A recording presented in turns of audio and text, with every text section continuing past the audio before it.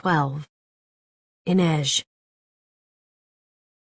Before Inej had ever set foot on the high wire or even a practice rope, her father had taught her to fall, to protect her head and minimize the impact by not fighting her own momentum.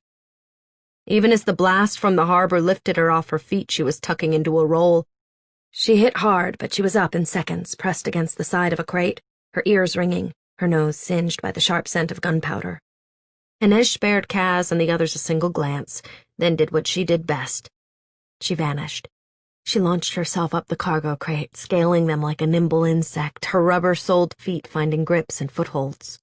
The view from above was disturbing. The dregs were outnumbered, and there were men working their way around the left and the right flanks. Kaz had been right to keep their real point of departure a secret from the others. Someone had talked. Inej had tried to keep tabs on the team, but someone else in the gang could have been snooping. Kaz had said it himself.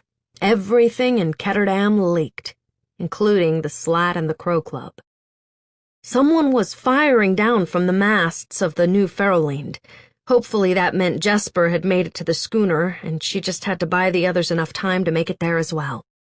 Inej ran lightly over the tops of the crates, making her way down the row, seeking her targets below. It was easy enough. None of them expected the threat to come from above. She slid to the ground behind two men, firing at Nina, and said a silent prayer as she slit one throat, then the next. When the second man dropped, she crouched beside him and rolled up his right sleeve. A tattoo of a hand, its first and second fingers cut off at the knuckle. Black tips. Was this retribution for Kaz's showdown with Giels, or something more? They shouldn't have been able to raise these kinds of numbers. She moved on to the next aisle of crates, following a mental map of the other attackers' positions. First, she took down a girl holding a massive, unwieldy rifle, and skewered the man who was supposed to be watching her flank. His tattoo showed 5 birds in a wedge formation. Razor gulls. Just how many gangs were they up against? The next corner was blind. Should she scale the cargo containers to check her position or risk what might be waiting for her on the other side? She took a deep breath, sank low, and slipped around the corner in a lunge. Tonight her saints were kind. 2 men were firing on the docks with their backs to her. She dispatched them with 2 quick thrusts of her blades. 6 bodies, 6 lives taken. She was going to have to do a lot of penance, but she'd helped even the odds a bit, in the dreg's favor. Now she needed to get to the schooner. She wiped her knives on her leather breeches and returned them to their sheaths, then backed up and took a running start at the nearest cargo container. As her fingers gripped the rim, she felt a piercing pain beneath her arm. She turned in time to see Uman's ugly face split in a determined grimace.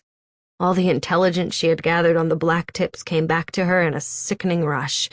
Uman, Giels' shambling enforcer, the one who could crush skulls with his bare hands.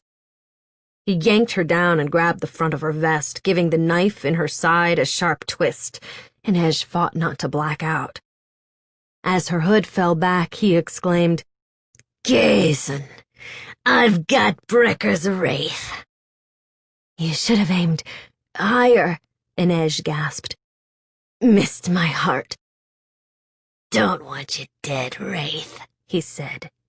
"You're quite the prize. Can't wait to hear all the gossip you gathered for Dirty Hands, and all his secrets, too. I love a good story." "I can tell you how this one ends," she said on an uneasy breath, "but you're not going to like it." "That's so!" He slammed her up against the crate, and pain crashed through her. Her toes only brushed the ground as blood spurted from the wound at her side.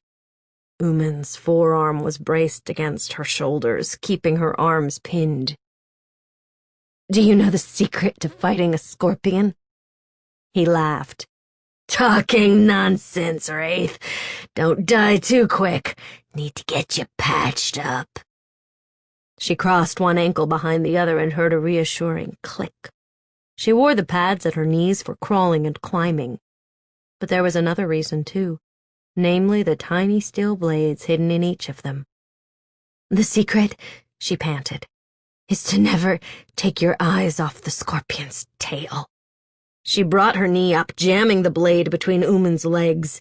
He shrieked and released her, hands going to his bleeding groin. She staggered back down the row of crates. She could hear men shouting to each other, the pop of gunfire coming in smatters and bursts now. Who was winning? Had the others made it to the schooner? A wave of dizziness rolled over her. When she touched her fingers to the wound at her side, they came away wet. Too much blood. Footsteps. Someone was coming. She couldn't climb, not with this wound, not with the amount of blood she'd lost.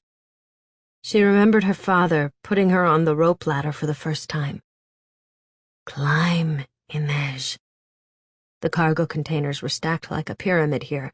If she could make it up just one, she could hide herself on the first level.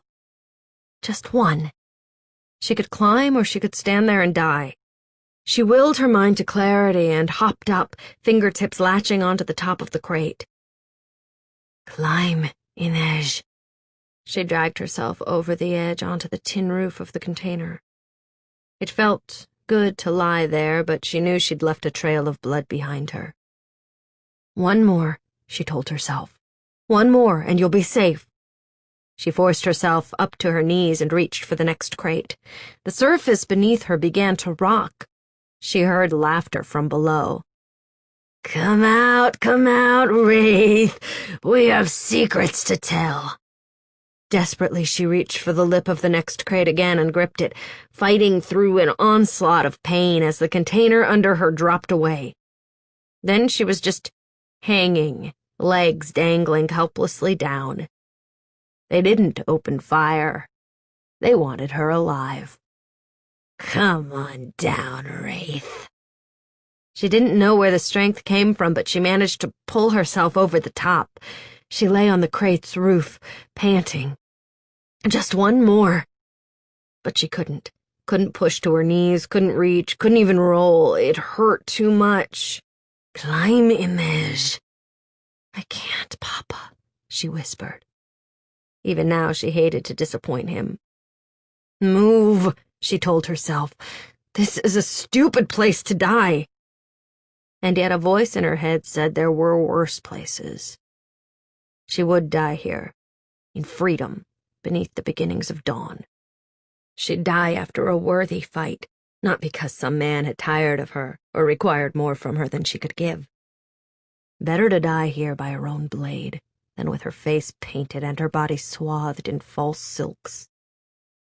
A hand seized her ankle. They'd climbed the crates. Why hadn't she heard them? Was she that far gone? They had her. Someone was turning her onto her back. She slid the dagger from the sheath at her wrist. In the barrel, a blade this sharp was known as kind steel. It meant a quick death. Better that than torture at the mercy of the black tips or the razor gulls. May the saints receive me. She pressed the tip beneath her breast, between her ribs, an arrow to her heart. Then a hand gripped her wrist painfully, forcing her to drop the blade. Not just yet, Inej. The rasp of stone on stone. Her eyes flew open. Kaz. He bundled her into his arms and leapt down from the crates, landing roughly, his bad leg buckling. She moaned when they hit the ground. Did we win? I'm here, aren't I? He must be running. Her body jounced painfully against his chest with every lurching step. He couldn't carry her and use his cane. I don't want to die. I'll do my best to make other arrangements for you. She closed her eyes. Keep talking, Wraith. Don't slip away from me. But it's what I do best. He clutched her tighter. Just make it to the schooner. Open your damn eyes, Inej. She tried. Her vision was blurring, but she could make out a pale, shiny scar on Kaz's neck, right beneath his jaw. She remembered the first time she'd seen him at the menagerie. He'd paid Tanta Helene for information, stock tips, political pillow talk, anything the menagerie's clients blabbed about when drunk or giddy on bliss. He never visited Helene's girls, though plenty would have been happy to take him up to their rooms. They claimed he gave them the shivers, that his hands were permanently stained with blood beneath those black gloves. But she had recognized the eagerness in their voices and the way they tracked him with their eyes. One night, as he'd passed her in the parlor, she'd done a foolish thing, a reckless thing. "I can help you," she'd whispered. He'd glanced at her, then proceeded on his way as if she'd said nothing at all.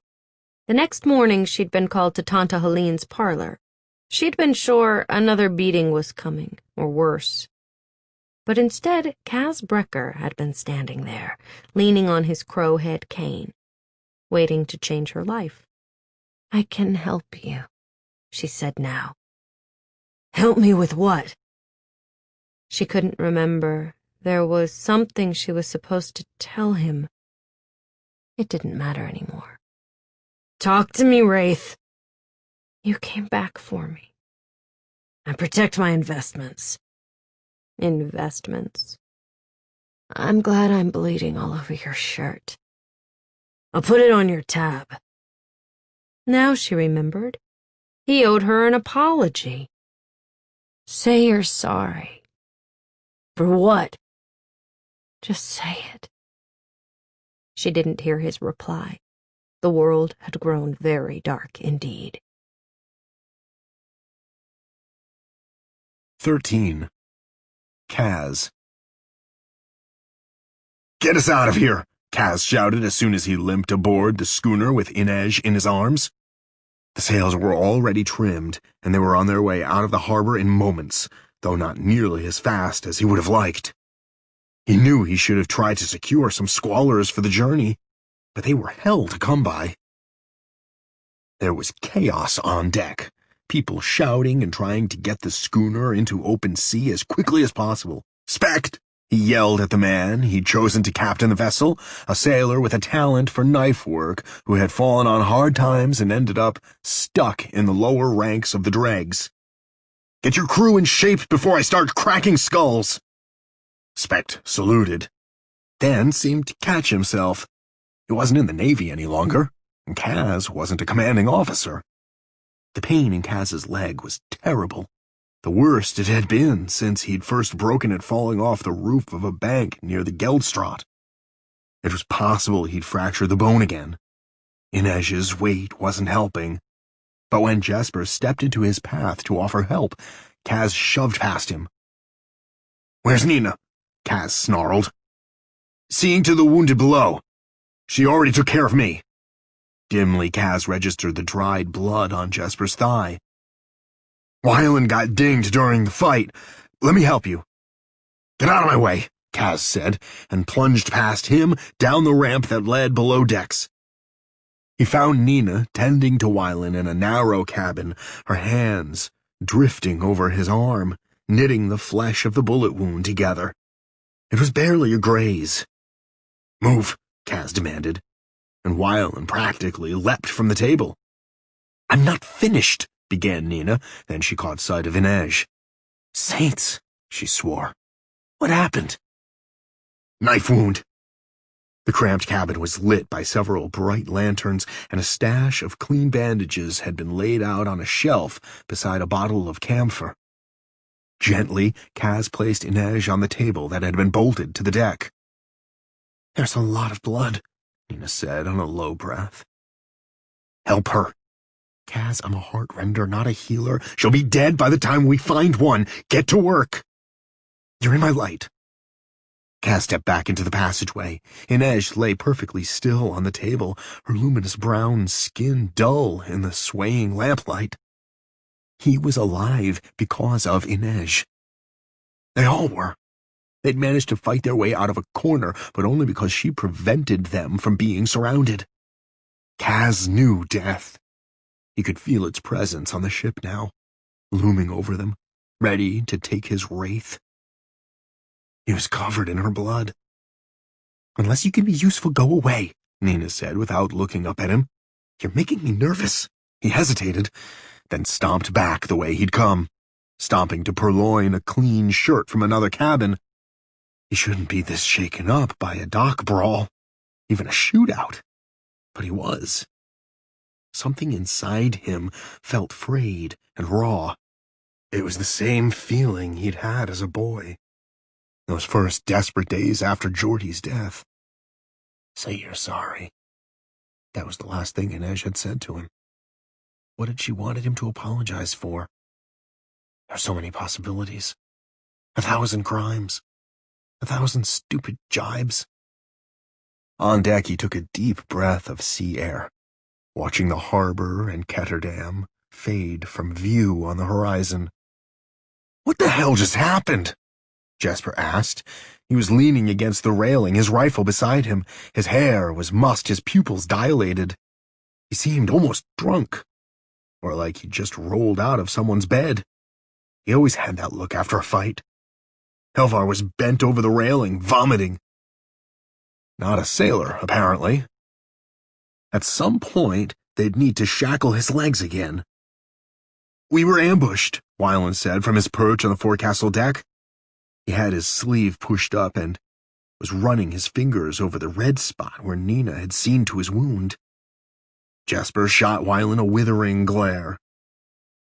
Private tutors from the university, and that's what this kid comes up with? We were ambushed? Wyland reddened. Stop calling me kid. We're practically the same age. You're not going to like the other names I come up with for you. I know we were ambushed. That doesn't explain how they knew we would be there. Maybe Big Bolliger wasn't the only black-tip spy in the dregs. Giles doesn't have the brains or the resources to bite back this fast or this hard alone, Kaz said. You sure? Because it felt like a pretty big bite. Let's ask. Kaz limped over to where Roddy had stashed Ooman. I stuck your wraith, Ooman had giggled when Kaz had spotted him curled up on the ground. I stuck her good. Kaz had glanced at the blood on Ooman's thigh and said, Looks like she got you too. But her aim had been off, or Ooman wouldn't have been talking to anyone. He'd knocked the enforcer out and had Roddy retrieve him while he went to find Inej. Now Helvar and Jasper dragged Ooman over to the rail, his hands bound. Stand him up. With one huge hand, Helvar hauled Ooman to his feet. Ooman grinned, his thatch of coarse white hair flat against his wide forehead. Why don't you tell me what brought so many black tips out in force tonight? Kaz said. We owed you. A public brawl with guns out and 30 men packing? I don't think so. Ooman snickered. Giles doesn't like being bested. I could fit Giles's brains in the toe of my boot, and Big Bolliger was his only source inside the dregs. Maybe he... Kaz interrupted him. I want you to think real careful now, Ooman. Giles probably thinks you're dead. So there are no rules of barter here. I can do what I want with you. Ooman spat in his face. Kaz took a handkerchief from his coat pocket and carefully wiped his face clean. He thought of Inej, lying still on the table, her slight weight in his arms. Hold him, he told Jasper and the Fjordan. Kaz flicked his coat sleeve, and an oyster-shucking knife appeared in his hand.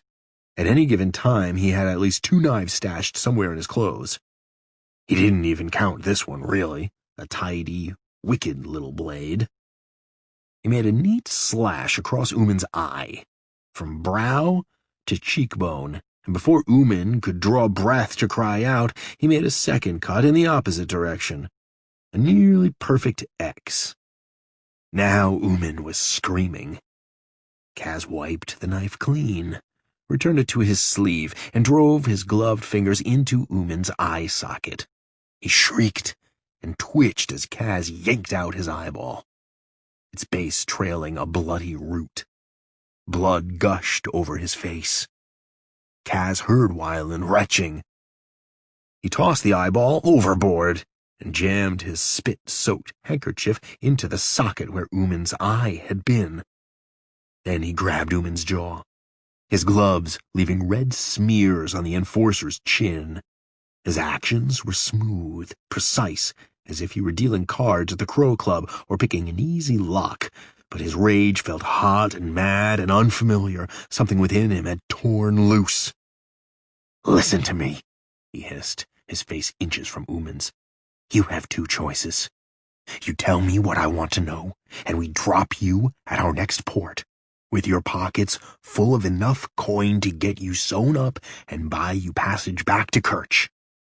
Or I take the other eye, and I repeat this conversation with a blind man." "It was just a job," babbled Ooman. "Gil's got 5,000 Kruga to bring the black tips out in force. We pulled in some razor gulls, too." "Then why not more men? Why not double your odds?" "You were supposed to be on the boat when it blew.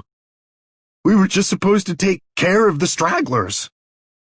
"Who hired you?" Ooman wavered, sucking on his lip, snot running from his nose. "Don't make me ask again, Ooman," Kaz said quietly. "Whoever it was can't protect you now. He'll kill me. And I'll make you wish for death. So you have to weigh those options." "Pekka Rollins," Ooman sobbed. "It was Pekka Rollins." Even through his own shock, Kaz registered the effect of the name on Jesper and Wylan. Helvar didn't know enough to be intimidated. "Saints," groaned Jesper. "We are so screwed." "Is Rollins leading the crew himself?" Kaz asked Ooman. "What crew?" "To Fjorda." "I don't know about no crew. We were just supposed to stop you from getting out of the harbor." "I see." "I need a medic. Can you take me to a medic now?" "Of course," said Kaz. "Right this way." He took Ooman by the lapels and hoisted him off his feet, bracing his body against the railing. "I told you what you wanted," Ooman screamed, struggling. "I did what you asked." Despite Ooman's knobby build, he was deceptively strong. Farm strong, like Jesper. He'd probably grown up in the fields. Kaz leaned in so that no one could hear it when he said, "My Wraith would counsel mercy. But thanks to you, she's not here to plead your case." Without another word, he tipped Ooman into the sea. "No!" Wylan shouted, leaning over the railing, his face pale, stunned eyes tracking Ooman in the waves. The enforcer's pleas were still audible as his maimed face faded from view. You said if he helped you." "Do you want to go over too?" asked Kaz. Wylan took a deep breath, as if sucking in courage, and sputtered, "You won't throw me overboard. You need me." "Why do people keep saying that?" "Maybe," said Kaz. "But I'm not in a very rational mood." Jesper set his hand on Wylan's shoulder. "Let it go." "It's not right." "Wylan," Jesper said, giving him a little shake, "maybe your tutors didn't cover this lesson, but you do not argue with a man covered in blood and a knife up his sleeve." Wylan pressed his lips into a thin line. Kaz couldn't tell if the kid was frightened or furious, and he didn't much care. Helvar stood silent sentinel, observing it all, looking seasick green beneath his blonde beard. Kaz turned to Jesper. "Fit Helvar with some shackles to keep him honest," he said as he headed below, "and get me clean clothes and fresh water. Since when am I your valet?" "Man with a knife, remember?" he said over his shoulder. "Man with a gun," Jesper called after him. Kaz replied with a time-saving gesture that relied heavily on his middle finger and disappeared below decks. He wanted a hot bath and a bottle of brandy, but he'd settle for being alone and free of the stink of blood for a while. Pekka Rollins. The name rattled through his head like gunfire. It always came back to Pekka Rollins, the man who had taken everything from him, the man who now stood between Kaz and the biggest haul any crew had ever attempted. Would Rollins send someone in his place, or lead the crew to nab Bo-Yul Bayur himself? In the dim confines of his cabin, Kaz whispered, "Brick by brick, Killing Pekka Rollins had always been tempting. But that wasn't enough. Kaz wanted Rollins brought low. He wanted him to suffer the way Kaz had, the way Geordie had. And snatching 30 million Kruger right out of Pekka Rollins' grubby hands was a very good way to start. Maybe Inej was right. Maybe fate did bother with people like him.